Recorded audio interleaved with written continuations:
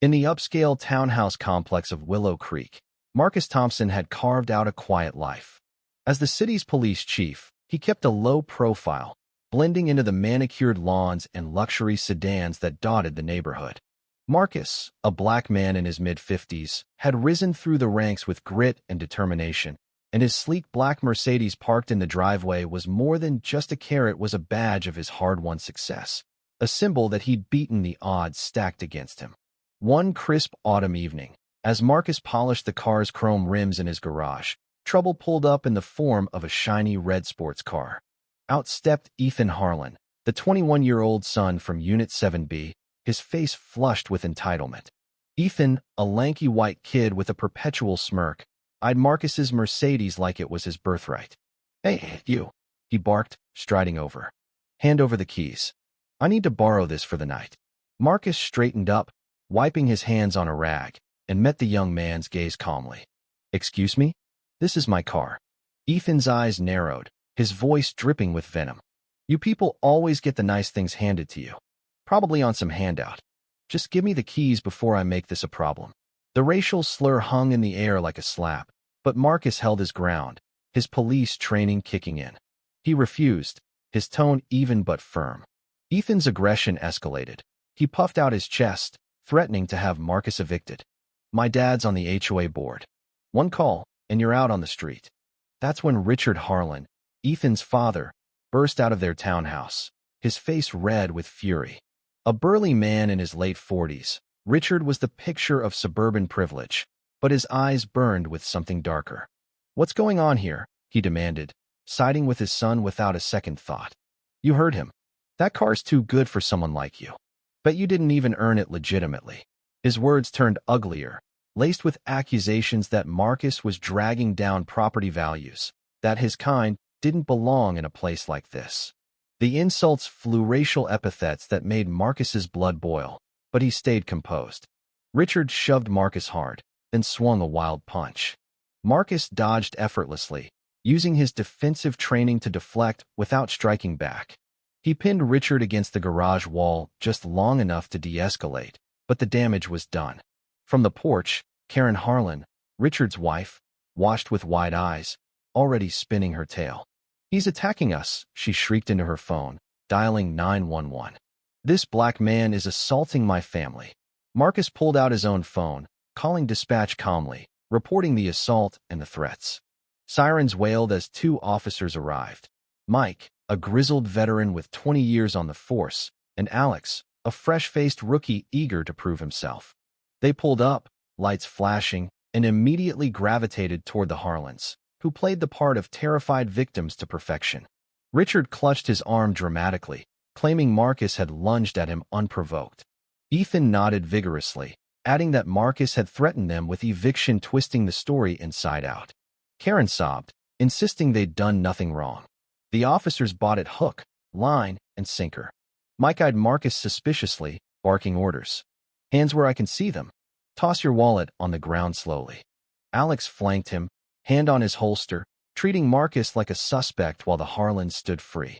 No questions about Marcus's side, no checking for witnesses. The bias was palpable, a gut punch that confirmed Marcus's worst fears about his own department. "Check my ID," Marcus said coolly, nodding to the wallet on the pavement.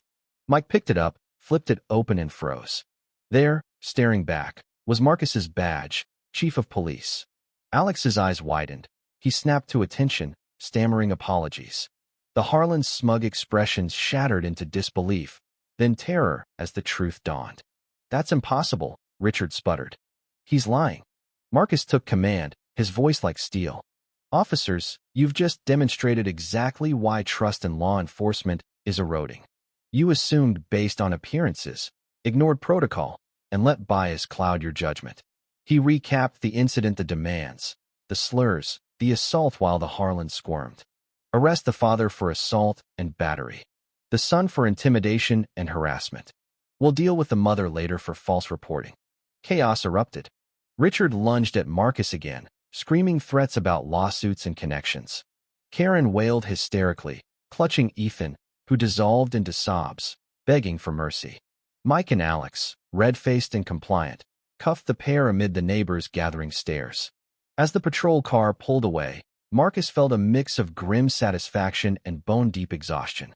This wasn't just a personal victory. It exposed the rot in society, the prejudices that lingered even in his own ranks. Back at the precinct, Marcus hauled Mike and Alex into internal affairs. He demanded they amend their reports, then reviewed the body cam footage himself.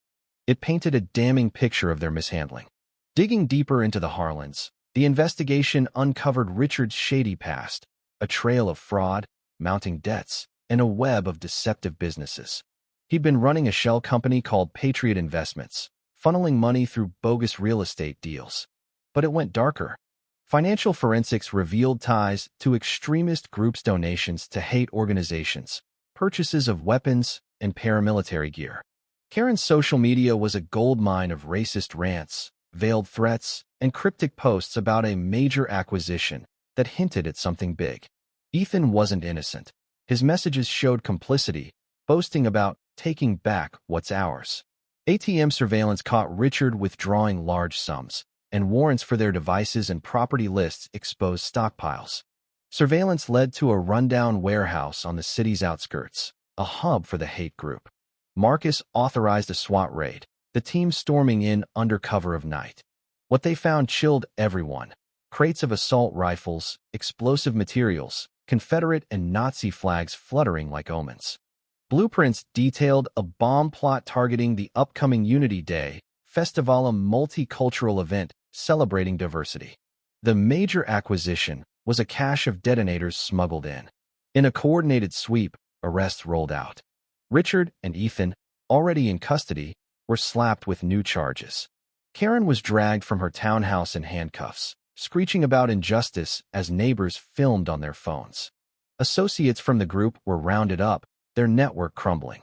Marcus stood there during the family's takedown, watching their empire of hate collapse. Charges piled up: conspiracy to commit domestic terrorism, hate crimes, fraud, money laundering, the works. The media frenzy was swift and brutal. At a press conference, Marcus laid it all bare, body cam clips and evidence on display. The narrative flipped overnight. He was hailed as a hero who thwarted a catastrophe, exposing not just the Harlans, but the systemic biases that nearly let them slip away. The mayor publicly backed him, vowing reforms, while the Harlans' high-powered lawyer vanished amid whispers of complicity. Public opinion swung wildly. Some decried the arrests as overreach, fueling online debates about reverse racism and free speech, while others praised Marcus for unmasking the underbelly of suburbia. Personally, it took a toll. Marcus sold his townhouse, the memories too tainted, and sought therapy for the trauma that resurfaced old wounds. Victory felt hollow. Bigotry wasn't defeated in a raid, it festered in hearts and institutions. The Unity Day Festival went ahead with beefed-up security, drawing record crowds. Marcus spoke from the stage, his voice steady. This isn't about one man or one family. It's about vigilance against hate that hides in plain sight. We stand united, or we fall divided. In the end, justice prevailed, but the controversy lingered. Whispers questioned if Marcus had gone too far, if his position influenced the outcome. Yet, as the city healed, it affirmed a hard truth. Diversity wasn't just a slogan. It was a battle, fought daily against the shadows of prejudice. Marcus drove off in his Mercedes, the symbol unbroken, ready for whatever came next.